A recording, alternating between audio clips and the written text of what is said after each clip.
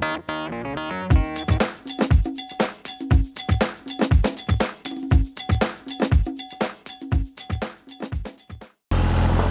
Simon Ditchburn. I'm the Managing Director of the Tudor Group of Companies, and today, one of my childhood favourites, we're mostly going to be playing with diggers.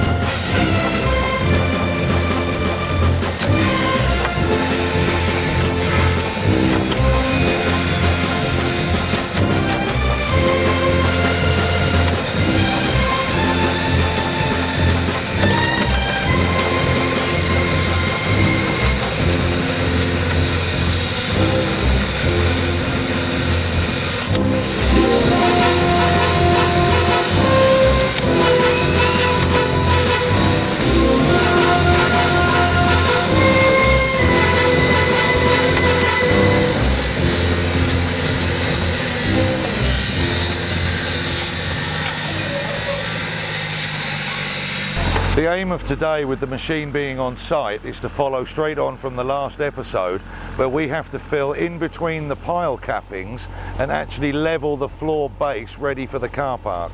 You can imagine with the machine here right next to me filling in and leveling between the footing caps, between the pile caps, there's now a lot of earth pressure pushing against this wall, actually wanting to collapse the wall on the inside. So what we have to do is, between the steel rebar and the blockwork, we have to put in lock-ins, these cement lock-ins here, which actually brace against the concrete wall and stop the pressure of the earth pushing back inside. In a few days' time, we'll balance this out by pouring the concrete inside the pile cap, and then you've got an equal pressure between the pile cap and the actual levelling of the earth. Eventually, once this has reached one level, it becomes the basement, the car park floor.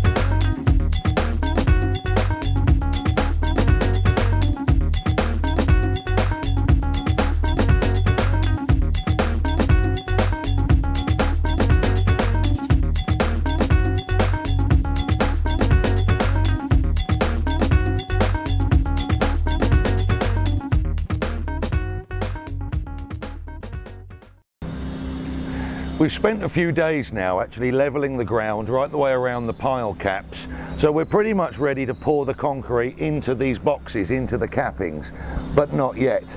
The next item is to get the engineer onto site, actually check everything that we've done, making sure that steel is the correct quality, making sure the amount of steel is correct, it's been tied together properly and everything links in. If we don't get that signature from the engineer, we have to move everything and start all over again. The concrete has arrived for the first pouring of the first pile capping here. Now you can see this is a very large area of concrete, and we have to make sure that there's no air bubbles or air gaps inside that concrete. So as the truck pours the concrete down into the pile capping, we have to use the vibrating machine. That will settle down all the stones and the concrete together, lifting the air bubbles out of it, so it forms a complete solid block with no air inside.